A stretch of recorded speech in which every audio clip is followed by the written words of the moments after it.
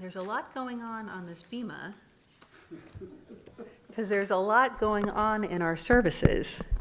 And we're just going to take a few moments today to talk a little bit about what's going on with this holiday. I was mentioning earlier in the service that we spent the first half of the month of Tishrei doing a bunch of special, important, complicated stuff, and now we're going to spend the second half of the month of Tishrei doing more and different, important, complicated stuff. So there's a lot going on. There's a lot to know. There are lots of interpretations about our customs. And so today we'll just kind of scratch the surface and most importantly, lay the groundwork for further conversation. Okay, so backing up to the Jewish calendar, I was teaching in the religious school this past Sunday. We were talking about Sukkot, and pretty quickly the topic of the Jewish calendar came up.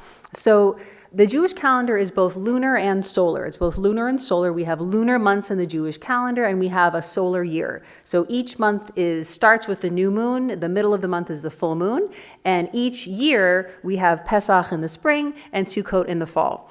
Okay, so Arthur Waskow teaches that we have the holidays following both the solar cycle and the lunar cycle. The holidays follow the solar cycle and the lunar cycle, and the unique thing about this holiday of Sukkot is it's when those two cycles come together. So this is how it works. Okay, so the solar cycle of our Jewish holidays, we have Pesach in the spring, Shavuot in the early summer, Sukkot, of course, in the fall, and Shmini Atzeret, which will fall next week at the end of Sukkot to kind of symbolize the winter.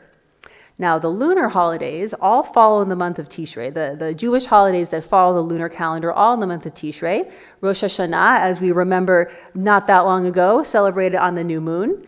Yom Kippur, which we celebrated very recently, the waxing moon. And Sukkot today falls on the full moon.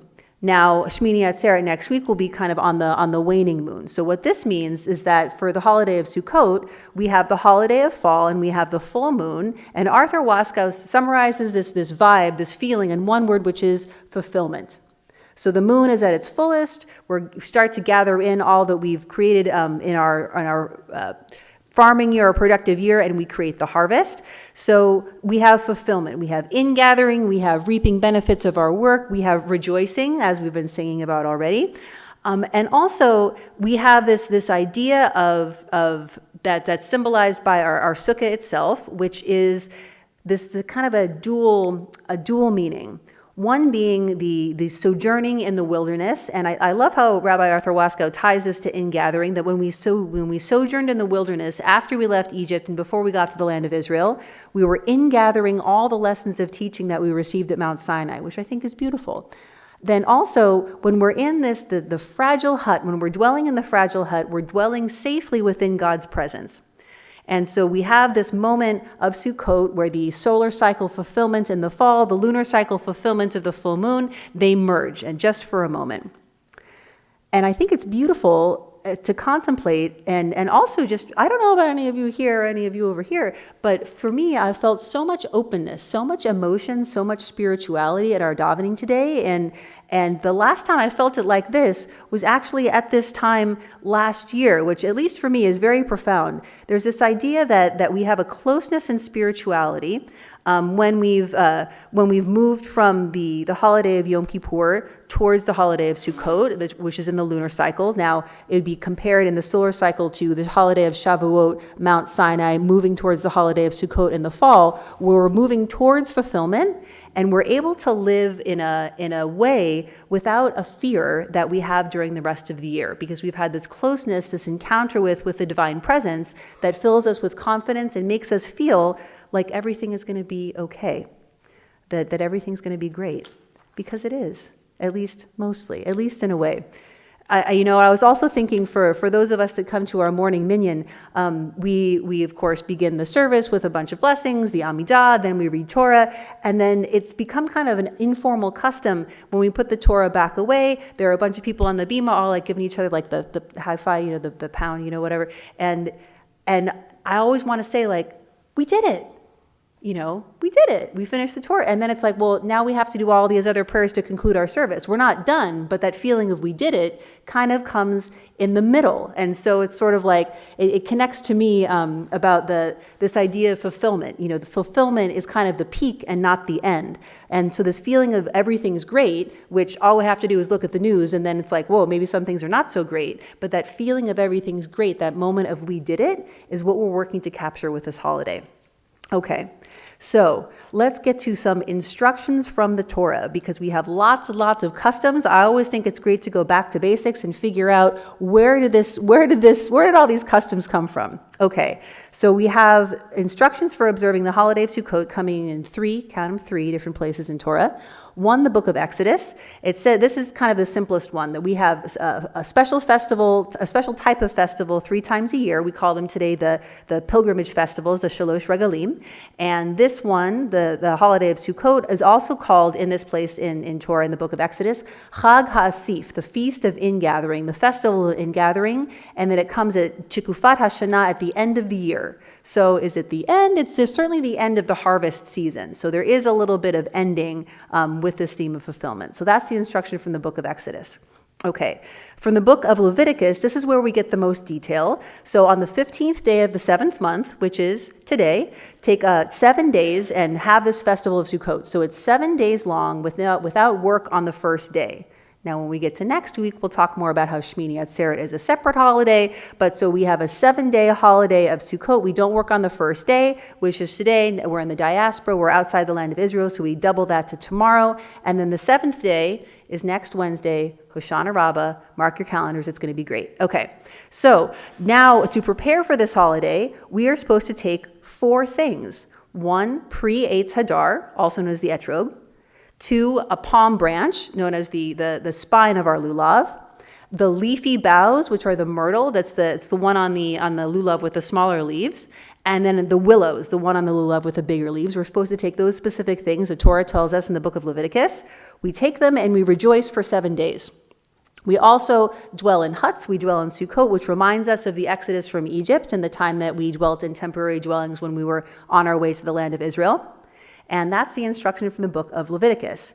Now, the instruction in the book of Deuteronomy, this one is a brief one, but it's an important one because we've already been singing about it. V'samachta bechagecha v'hayita ach sameach. Rejoice in your holiday and be fully joyful. And I think what's beautiful about this instruction in the book of Deuteronomy is that we're instructed to rejoice with others, with the Levite, with the stranger, with the male slave, with the female slave. Basically, anyone who's around, make sure they can join in the celebration. All right, so those are the instructions from the Torah. Now, what is it actually that we do, or what have we done already to get ready for this holiday? So right after Yom Kippur, we make a sukkah. We've got a beautiful sukkah outside, as we do every year. There are lots of specifications about how you can and cannot make a sukkah. I'm just going to hit a couple of them right here. If you're thinking, Rabbi, you forgot about this other one, definitely let's talk about that later in our sukkah. So the height has to be at least 10 handbreadths and no more than 10 yards, which is pretty tall. It has to have at least 3 walls. What constitutes a wall? We could talk about that for days, and perhaps we will. And the sukkah has to be under the open sky, not under a tree or overhang, so that you can see the stars as you look up through the roof. Okay. So that's some basics about the sukkah. A lot more can be said about the sukkah. Also, for preparation of this holiday, we get our lulav and etrog, and then I think that some of us have been doing this since before the holiday, inviting people over to our sukkah, hosting people in our sukkah, and being a guest in someone else's sukkah, a huge part of this holiday. Okay, now, we're actually in the holiday, so how do we observe it? Most important thing is to dwell in the sukkah. Now, there are different ways of observing this. One of my religious school students was saying that, I know somebody that if they have to have a drink of water, they have to go to the sukkah because they can't have a drink of water outside the sukkah.